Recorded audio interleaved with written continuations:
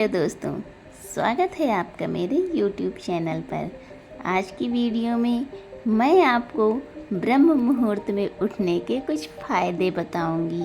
जी हाँ दोस्तों, हमें सुबह ब्रह्म मुहूर्त में उठ जाना चाहिए। इससे हमारा स्वास्थ्य सही रहता है और बीमारियां दूर रहती हैं। तो चलिए वीडियो को शुरू करते हैं। समुद्र में उठने वाली लहरों के सामने किनारे पर एक गुरु का बहुत ही अद्भुत आश्रम था। जितना आश्रम था उससे कहीं ज़्यादा अद्भुत वहाँ पर रहने वाले गुरु थे। उस सन्यासी ने अपना पूरा जीवन विज्ञान और अध्यात्म के नाम लिख दिया था। संध्या समय पास के ही गांव से कुछ युवक उस सन्यासी के उपदेश सुनने के लिए आश्रम में पहुंच जाते थे। एक दिन संध्या उपदेश में एक युवक ने गुरु से एक सवाल किया। उसने कहा कि गुरुदेव, मन बड़ा ही विचित्र है। मैं बार बार अपने आप से ये बोलता हूँ कि ये गलती मैं इस बार नहीं करूँगा, लेकिन हर बार मैं वही गलती दोबारा से दोहरा देता हूँ। सोचता हूँ कि अतीत में जो गलतियाँ मुझसे हुई हैं उनके लिए मैं पश्चाताप ना करूँ, लेकिन मेरा मन हमेशा पीड़ा से भरा रहता है।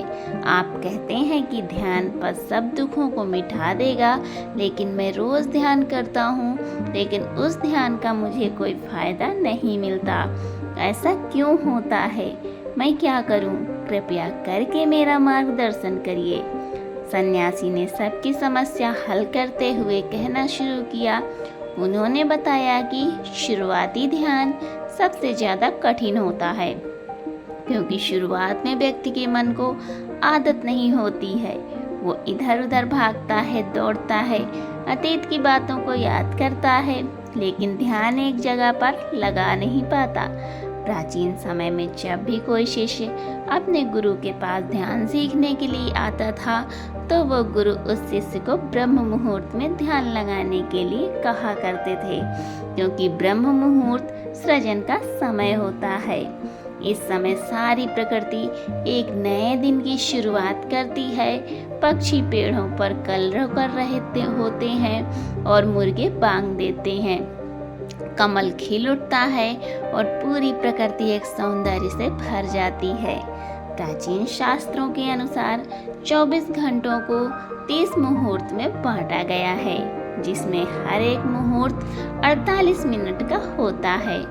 ब्रह्म मुहूर्त की शुरुआत सूर्योदय से 1 घंटा 36 मिनट पहले हो जाती है।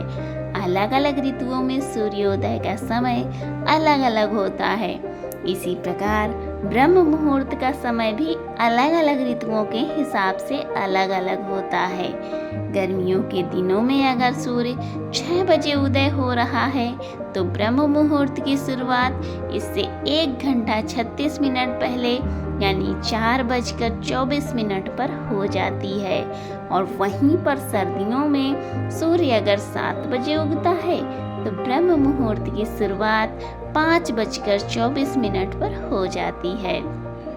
आसान भाषा में अगर बात करें तो 4 बजे से 6 बजे का समय ब्रह्म मुहूर्त का ही समय होता है। ये वो समय होता है जब मंदिर के पट खुल जाते हैं। ऋषि मुनि नदियों में स्नान करने के पश्चात ध्यान साधना में लीन हो जाते हैं। यही वो समय होता है जब कमल भी खिल उठते हैं, मंदिर के पट खुल जाते हैं। चलिए विस्तार से समझते हैं इस समय हमारे शरीर में क्या बदलाव आते हैं। आयुर्वेद का कहना है कि मनुष्य का शरीर 3 ऊर्जाओं से यानी कि 3 दोषों से बना होता है। वात, पित्त और कफ, यही तीनों ऊर्जा ये हमें पूरी तरह से संचालित करती हैं। अगर इन दोषों का संतुलन हमारे शरीर में बिगड़ने लगता है, तो हम तरह तरह की बीमारियों से ग्रस्त हो जाते हैं। इन तीनों में से सबसे मुख्य ऊर्जा होती है वात की। वात का संतुलन बिगड़ने से हमारे शरीर में 80 तरह की बीमारियां पैदा होती हैं। वहीं संतुलन बिगड़ने में, कफ का संतुलन बिगड़ने में भी बीमारियां जन्म लेती हैं। इस प्रकार इन तीनों दोषों में से वात सबसे ज़्यादा महत्वपूर्ण है और वात हमारे शरीर में सबसे ज़्यादा सक्रिय सुबह के 2 बजे से 6 बजे के बीच होता है। यानी कि ब्रह्म मुहूर्त से पहले उठने वाले लोगों का वात हमेशा संतुलन में रहता है और इसी वजह से उनका पेट अच्छे से साफ होता है, उन्हें कोई बीमारी नहीं होती, वो हमेशा ऊर्जा से भरे हुए रहते हैं, उनका मुख कमल की तरह चमकता रहता है, उनमें असीम सौंदर्य पैदा हो जाता है। ब्रह्म मुहूर्त में उठने वाले लोग हमेशा आनंद में रहते हैं और किसी भी काम को वो ध्यान बना लेते हैं। जो भी बुद्धिमान आदमी होता है वो इस समय को व्यर्थ नहीं गंवाता। अष्टांग हृदय जो कि आयुर्वेद की एक श्रृंखला है, उसमें लिखा हुआ है कि खुद को जानने के लिए सबसे योग्य समय ब्रह्म मुहूर्त का ही होता है। जो लोग ध्यान में गहरे उतरना चाहते हैं, खुद की खोज करना चाहते हैं, उन लोगों के लिए ब्रह्म मुहूर्त का समय किसी वरदान से कम नहीं होता है। ये वो समय होता है जब पूरी प्रकृति एक नई शुरुआत करती है। इसलिए जो अतीत होता है वो पीछे छूट जाता है। दिन में और किसी समय ध्यान करने से आपको विचार परेशान कर सकते हैं और आप ध्यान को लगा नहीं पाएंगे। लेकिन ब्रह्म मुहूर्त में जब दिन की शुरुआत होती है तो आपका मन और मस्तिष्क पूरी तरह से खाली होता है और ध्यान उतर पाना उतना ही आसान हो जाता है। एक बार तथागत यानी कि बुद्ध के प्रिय शिष्य आनंद ने उनसे पूछा था कि हे तथागत, ब्रह्म मुहूर्त का समय आपके लिए कितना महत्वपूर्ण होता है। इस पर तथागत ने उत्तर दिया था कि जिस प्रकार मछली के लिए जल महत्वपूर्ण होता है, उसी प्रकार आनंद, ध्यान और शून्यता का जीवन जीने के लिए ब्रह्म मुहूर्त में सही समय पर जागना और जागने के बाद ध्यान में उतरना बहुत ज़रूरी होता है। अगर आपकी यात्रा आनंद की तरफ नहीं है, आप दुखों में, कष्टों में अपना जीवन जीना चाहते हैं, तो आपके लिए ब्रह्म मुहूर्त का कोई महत्व नहीं है। लेकिन अगर आप अपने जीवन में आनंद चाहते हैं, खुशी चाहते हैं, हमेशा ऊर्जा से भरा हुआ महसूस करना चाहते हैं, तो ये ज़रूरी हो जाता है कि बुद्धिमानों की तरह आपको भी ब्रह्म मुहूर्त का पूरा उपयोग उठाना चाहिए। सभी युवक ध्यानपूर्वक सन्यासी की बातें सुन रहे थे। सन्यासी ने ब्रह्म मुहूर्त पर वैज्ञानिक दृष्टिकोण पेश करते हुए सभी युवकों को बताया कि हमारे मस्तिष्क के ऊपरी हिस्से पर पीनियल नाम की एक ग्रंथि होती है, जो कि मेलाटोनिन नाम एक हार्मोन रिलीज करती है, जो हमारे शरीर में आनंद की उत्पत्ति का कारण होता है। ये वही हार्मोन होता है जितने अच्छे से और जितनी मात्रा में पीनियल ग्लैंड मेलाटोनिन नाम का ये हार्मोन रिलीज करती है, उतने ही आनंदित हम रहते हैं। लेकिन जैसे ही हम सूर्य के संपर्क में आते हैं, ये मेलाटोनिन नाम का हार्मोन अपने आप नीचे गिरना चालू हो जाता है और इसी वजह से जो लोग देर से उठते हैं, अक्सर ऐसे लोग बिना कोई कारण ही तनाव में रहते हैं। उन्हें खुद समझ में नहीं आता कि उनके अंदर तनाव किस बात का है। छोटी छोटी बातों पर गुस्सा आना, चिड़चिड़ापन, ये सारे स्वभाव उनके अंदर पाए जाते हैं। शरीर और मन मस्तिष्क की ये सारी प्रक्रिया मेलाटोनिन नाम के हार्मोन का पीनियल ग्लैंड द्वारा ठीक से रिलीज ना हो पाना, इसी के कारण कुछ इंसानों का भाव ऐसा हो जाता है। ब्रह्म मुहूर्त के बाद का मुहूर्त समुद्रम नाम से जाना जाता है, जिसमें शरीर और मन की मूवमेंट होती है। इस समय पीठ पर सूर्य की किरणें सीधी आती हैं और सेरोटोनिन नाम का हार्मोन रिलीज होता है, जो हमारे मन और मस्तिष्क में ऊर्जा पैदा करता है, एक ताजगी पैदा करता है, जिससे हम दिन के सभी काम कर पाते हैं। चरक संहिता में लिखा हुआ है कि जो व्यक्ति रोजाना ब्रह्म मुहूर्त में उठता है, उसकी उम्र बढ़ने की रफ्तार धीमी हो जाती है।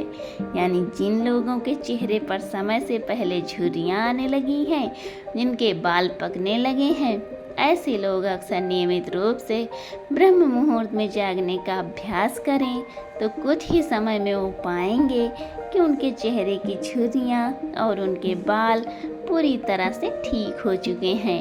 एक युवक ने सन्यासी से सवाल किया कि गुरुदेव, कुछ लोग ब्रह्म मुहूर्त में नहीं उठ पाते हैं, ऐसे लोग किस मुहूर्त में उठने का अभ्यास करें? कृपया करके उनका मार्गदर्शन करें। सन्यासी ने कहना शुरू किया कि ब्रह्म मुहूर्त में जागने के लिए जरूरी हो जाता है कि पिछली रात्रि आप सही समय पर निद्रा में चले जाएं। अगर आप सही समय पर नींद नहीं लेंगे तो आप ब्रह्म मुहूर्त में पूरी ऊर्जा के साथ नहीं उठ पाएंगे। आप ब्रह्म मुहूर्त में उठने के बाद भी थका थका महसूस करेंगे। आपको नींद आएगी, झपकी आएगी और आप पूरी तरह से ध्यान नहीं लगा पाएंगे। इसलिए ज़रूरी हो जाता है कि ब्रह्म मुहूर्त के समय का पूर्णतः उपयोग करने के लिए आप योग निद्रा का अभ्यास करें। योग निद्रा में नींद गहरी होती चली जाती है और कुछ ही समय में आपकी नींद पूरी हो जाती है। युवक ने अगला सवाल पूछा कि गुरुदेव, ब्रह्म मुहूर्त में किस प्रकार की दिनचर्या का पालन करना चाहिए? सुबह उठते ही सबसे पहले क्या करना चाहिए और किस प्रकार ब्रह्म मुहूर्त के समय का पूरी तरह से उपयोग करना चाहिए? सन्यासी ने सबको चेतावनी देते हुए समझाया, जितने भी योगी महात्मा होते हैं वो ब्रह्म मुहूर्त में ही स्नान करके सीधे ध्यान पर बैठ जाते हैं, क्योंकि इस समय ध्यान करना सबसे आसान होता है। विचारों का भटकाव सबसे कम होता है, क्योंकि इस समय दिन की शुरुआत हो रही होती है, नया सृजन हो रहा होता है। इस समय पूरा वातावरण शून्यता से भरा होता है।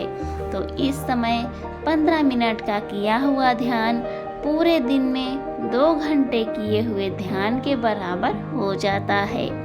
आप सिर्फ 15 मिनट ध्यान करने के बाद वही अनुभव कर पाएंगे जो एक योगी, सन्यासी, एक महात्मा, जो एक गुरु गहरे ध्यान में जाने के बाद अनुभव करते हैं। तो सबसे पहले ब्रह्म मुहूर्त में उठने के बाद स्नान और शौच इत्यादि करने के बाद सीधे ध्यान में प्रवेश कर लें। कोई भी ध्यान आप कर रहे हों, किसी भी प्रकार का आप ध्यान कर रहे हों, इसके कोई मायने नहीं है। जिसका भी आप पालन करते हों उसका ब्रह्म मुहूर्त में उठते ही पालन करने का अभ्यास करें और कुछ ही समय बाद आप खुद ही अनुभव करेंगे कि आप कितने गहरे आनंद को प्राप्त कर चुके हैं। आप इतने गहरे ध्यान को कभी अनुभव नहीं कर पाएंगे जितना गहरा ध्यान आप ब्रह्म मुहूर्त में अनुभव कर सकते हैं। जिन लोगों ने ध्यान की यात्रा की सिर्फ शुरुआत की है या फिर जो शुरुआत करना चाहते हैं, उनके लिए तो ब्रह्म मुहूर्त बहुत ही वरदान साबित होगा। सन्यासी ने चेतावनी देते हुए बताया कि कुछ लोग ब्रह्म मुहूर्त में जागने के बाद भी उस समय का सही उपयोग नहीं करते हैं। कुछ लोग किसी से बातें करने लगते हैं, लेकिन इस समय अगर आपका टहलने का मन हो रहा है ध्यान करने के बाद, तो आप अपने चप्पल या जूते निकाल कर हरी घास पर घूमें। इससे आपकी त्वचा और आपकी आँखों को बहुत ही लाभकारी फायदे मिलेंगे। ध्यान और योग आसन करने के बाद एक व्यक्ति को शारीरिक अभ्यास जरूर करना चाहिए। ब्रह्म मुहूर्त में जब हमारे शरीर से पसीना निकलता है तो हमारे रक्त शुद्ध वायु यानी कि ऑक्सीजन पहुंच जाती है, जो हमारे रक्त संचार को बेहतर कर देती है और हमारे शरीर की सारी गंदगी बाहर आ जाती है। शारीरिक अभ्यास करने के बाद आप पूरे दिन चुस्त रहेंगे। आप बिल्कुल भी आलस्य नहीं करेंगे, थका थका महसूस नहीं करेंगे, जिससे भी मिलेंगे जिंदा दिली से मिलेंगे। लोग खुश हो जाएंगे। आपके पास बैठकर आपसे बातें करके लोग मंत्रमुग्ध हो जाएंगे। और यही सफलता का सबसे बड़ा मंत्र होता है, जो लोग सुबह उठकर ध्यान और शारीरिक अभ्यास कर लेते हैं, वो जीवन में बड़ी सी बड़ी उपलब्धियां हासिल कर सकते हैं। आखिर में सन्यासी ने सभी युगों को समझाते हुए कहा कि ब्रह्म मुहूर्त का समय हमारे जीवन का सबसे कीमती समय होता है, इसलिए इस समय को दूसरी गतिविधियों में बर्बाद ना करें। इस समय को तुम अपने आध्यात्मिक और मानसिक उन्नति के लिए बहुत अच्छे से इस्तेमाल कर सकते हो और इसका सदुपयोग कर सकते हो। इसके बाद सन्यासी सभी को प्रणाम करके वहाँ से प्रस्थान कर गए। तो दोस्तों, उम्मीद करती हूँ कि आज की कहानी से आपने बहुत कुछ सीखा होगा। तो मिलती हूँ आपसे अगली कहानी में, तब तक अपना ख्याल रखें। और अगर अभी तक आपने मेरे चैनल को सब्सक्राइब नहीं किया है तो प्लीज़ मेरे चैनल को सब्सक्राइब कर लीजिए और मुझे ज़्यादा से ज़्यादा सपोर्ट करिए। वीडियो में अंत तक बने रहने के लिए आपका बहुत बहुत धन्यवाद।